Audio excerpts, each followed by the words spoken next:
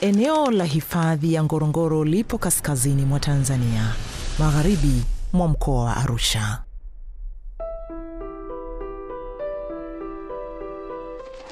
Ni moja ya maeneo muhimu zaidi kiikolojia barani Afrika na duniani, hasa baada ya kutambuliwa na UNESCO kama eneo la urithi wa dunia.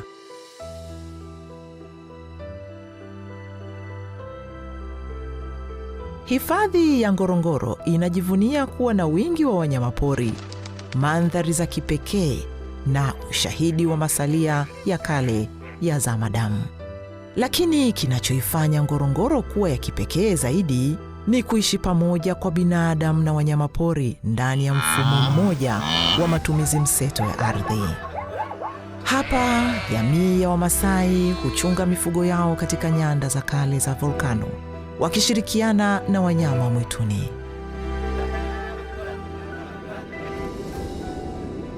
Lakini leo, hali hii ambayo imepata mafanikio makubwa inakabiliwa na changamoto nzito.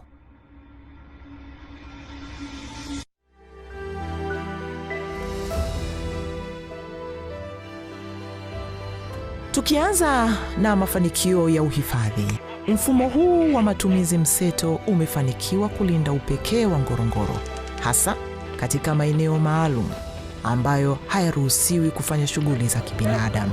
Uhifadhi umeimarika huku hadhi ya kimataifa eneo hili ikiendelea kudumishwa. Eneo la hifadhi ya Ngorongoro limeendelea kuvutia watalii kutoka pande zote duniani. Ongezeko hili la utalii limechochea mapato na fursa za ajira, kuanzia waongoza watalii hadi huduma katika lodge na kambi za kitalii. Utalii umeendelea kuwa mhimili muhimu wa uchumi wa eneo hili. Kwa upande wa jamii, manufaa yake ni upatikanaji wa maeneo makubwa ya malisho ndani ya hifadhi ukilinganisha na yale yanayopatikana nje ya hifadhi, kuendelezwa kwa mila na desturi na ufadhili wa elimu kupitia baraza la wafugaji.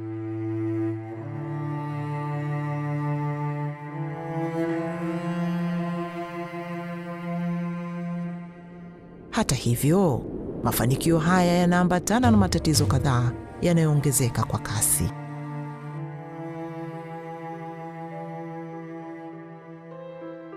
Mwaka 1959, wakati hifadhi ya Ngorongoro ilipoanzishwa, kulikuwa na takribani watu 8,000. Mwaka 2022, idadi hiyo ikafika watu 1,793. Na kwa mujibu wa Ofisi ya Taifa ya Takwimu ya mwaka 2022, idadi hiyo inakadiriwa kutimia watu 276,651 ifikapo mwaka 2050, kwa wastani wa ukuaji wa 3.6%.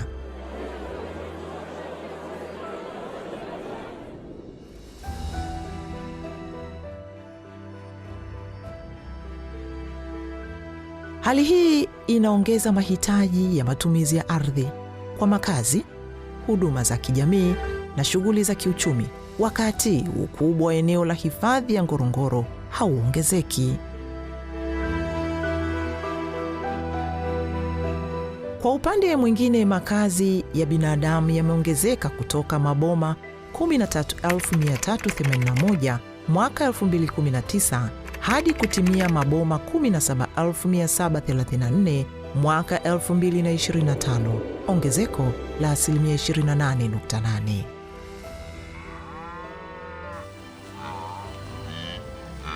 Hali hii inapunguza nyanda za malisho kwa mifugo na wanyamapori, na hivyo kuongeza ushindani wa matumizi ya ardhi na uharibifu wa mazingira. Hali kadhalika, idadi ya mifugo inayopatikana ndani ya Ngorongoro imepanda kutoka mifugo 261,723 mwaka 1960 hadi kufikia mifugo 715,466 mwaka 2022. Idadi hiyo ya mifugo iliyoongezeka inajumuisha ng'ombe 274,943, mbuzi 201,938, kondoo 200,000, 26,553 na punda 11,032.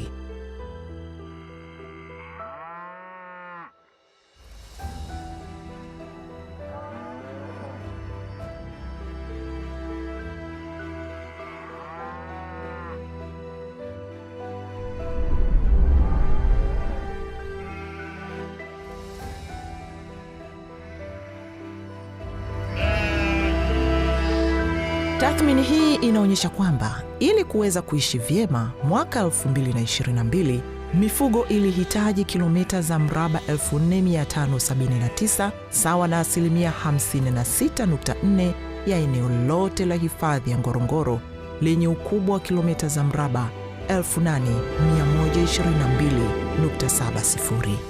Mahitaji haya yanakadiriwa kuongezeka hadi kufikia kilomita za mraba 8,464.56 sawa na asilimia 104 ya eneo lote la hifadhi ya Ngorongoro ifikapo mwaka 2050.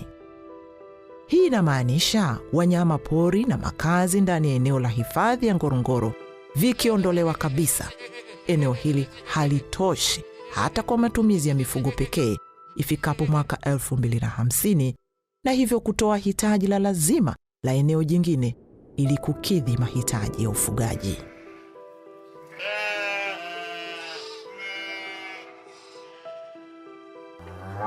Licha ya takwimu kuonyesha kuwa idadi ya mifugo inaongezeka kila kukicha, uwezo wa ufugaji ndani ya eneo la hifadhi ya Ngorongoro kujikimu kiuchumi na kuwa na usalama wa chakula kwa kutegemea mifugo pekee umeendelea kuwa duni na kupungua. Kwa kawaida, kiwango cha chini cha mtu kujikimu kwa kutegemea mifugo pekee ni ng'ombe wanane wenye uzito wa kilogramu 250 kwa kila ng'ombe mmoja, yani Tropical Livestock Unit. Mwaka 2022, Tropical Livestock Unit kwa mtu mmoja ndani ya eneo la hifadhi ya Ngorongoro ilikuwa ni 3.5, ambayo inakadiriwa kushuka hadi kufikia Tropical Livestock Unit 1.5 kwa mtu ifikapo mwaka 2050. Hii ina maana kwamba jamii ya wenyeji wanaoishi ndani ya eneo la hifadhi ya Ngorongoro inahitaji kuwa na shughuli mbalimbali ili kujikimu kiuchumi na kuwa na usalama wa chakula bila kutegemea ufugaji pekee.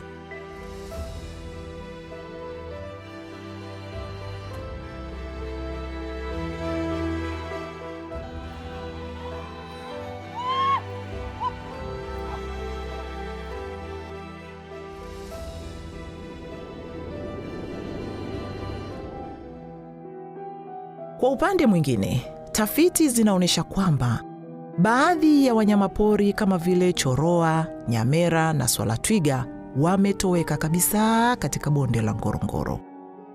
Wanyamapori wengine kama vile nyumbu wakazi, yani resident wild beast, wamepungua kutoka 1,600 mwaka 1960 hadi kufikia 600 mwaka 2020. Swala tomi wamepungua kutoka 5,000 mwaka 1965 hadi kufikia 1,500 mwaka 2019. Na swala granti wamepungua kutoka swala 1,700 mwaka 1965 hadi kutimia 400 tu hapo mwaka 2019. Kupungua au kutoweka kwa wanyamapori hao kunahusishwa na ongezeko la shughuli za kibinadamu katika bonde hilo.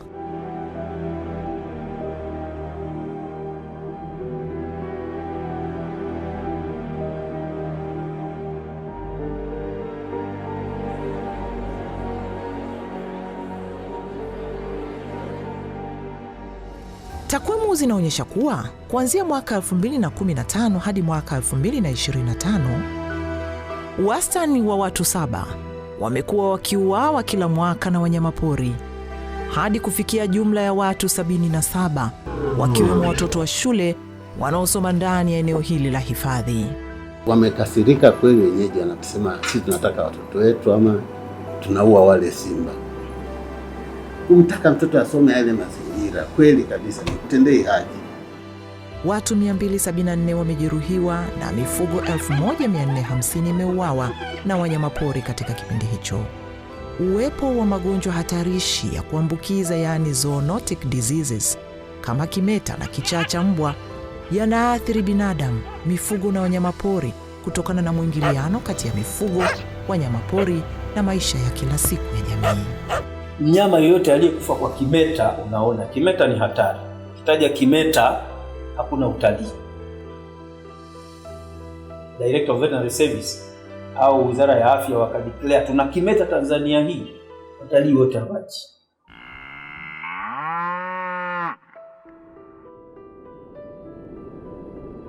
Mabadiliko ya tabia nchi na shughuli za kibinadamu kama vile uingizaji wa bidhaa, watu na mifugo kutoka nje ya hifadhi umeathiri uoto wa asili uliokuwepo kwa karne nyingi, na hii imesababisha kuenea kwa mimea vamizi ndani ya eneo la Ngorongoro na hatimaye kupunguza nyanda za malisho kwa ajili ya mifugo na wanyamapori.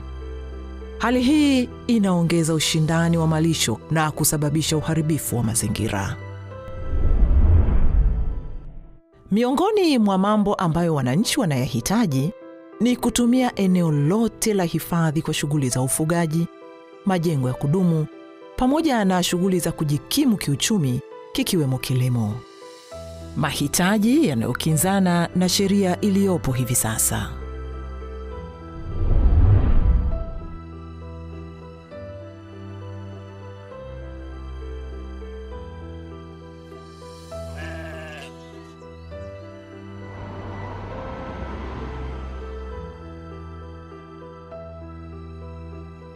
Utekelezaji wa Dira ya Taifa ya Maendeleo mwaka 2050 unasisitiza jamii kuwa na makazi bora ya maendeleo ya kijamii, kiuchumi na mazingira, pamoja na kuunganisha miundombinu ya huduma za kijamii kama vile afya, elimu, nishati safi, maji safi na salama na utunzaji wa mazingira.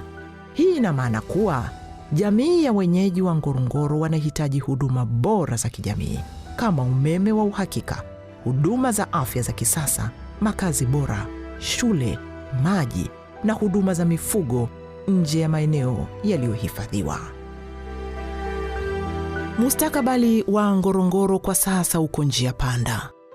Kila njia tutakayoichagua ina faida na hasara zake, si kwa uhifadhi tu, bali kwa jamii, utalii na eneo hili la urithi wa dunia. Njia ni 3. Mosi, hali ibaki kama ilivyo hivi sasa, au tuondoe wanyamapori na kuacha eneo hili kwa ajili ya ufugaji pekee ama uhamaji wa jamii pamoja na mifugo yao ili kupisha uhifadhi na ekolojia ya eneo hili. Hatimaye ni lazima tuchague njia moja yenye manufaa endelevu.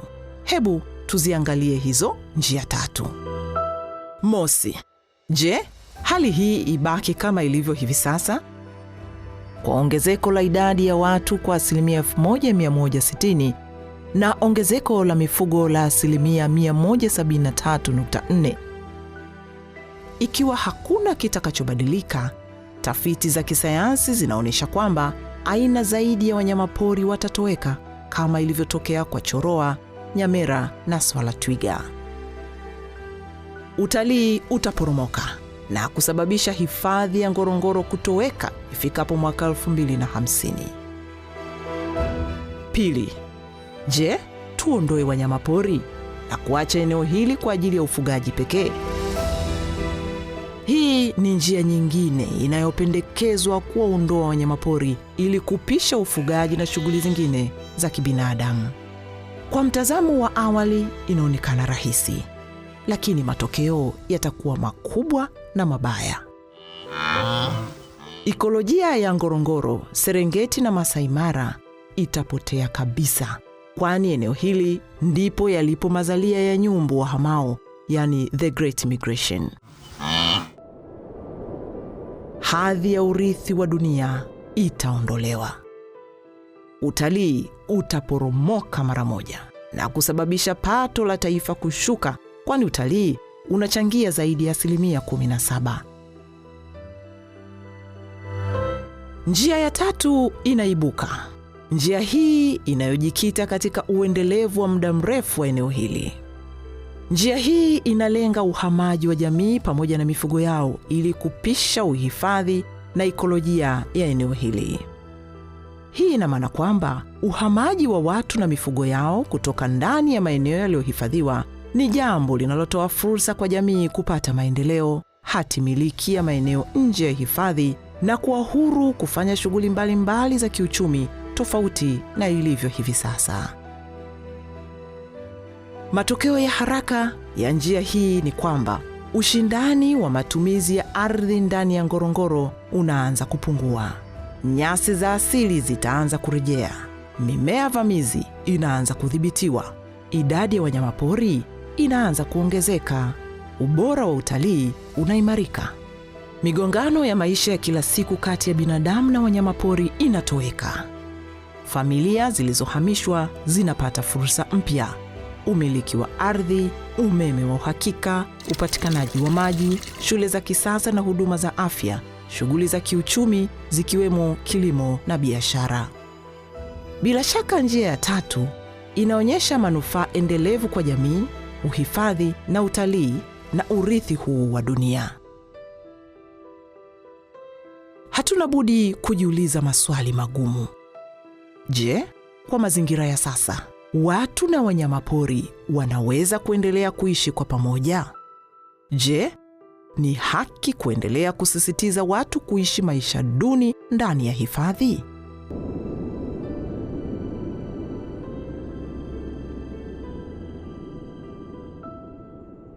Bonde la Ngorongoro limesimama kama moja ya maajabu ambapo binadamu na wanyamapori wameishi pamoja.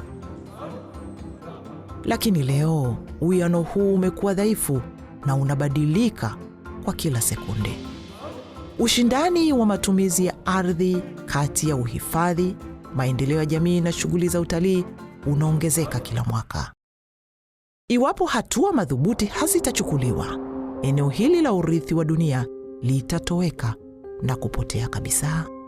Uwepo wa hazina hii ya kiikolojia na uhai wa viumbe wanaoiita Ngorongoro nyumbani unatutegemea sisi. Chaguo ni letu. Tulinde urithi huu kwa vizazi vya sasa na vijavyo, na tusiache ukapotea mbele ya macho yetu. Wahenga wanasema, jamii hukua pale viongozi wanapopanda miti wakijua kwamba kivuli chake kitawanufaisha vizazi vijavyo. Tulinde hifadhi ya Ngorongoro. Tulinde hifadhi ya Ngorongoro.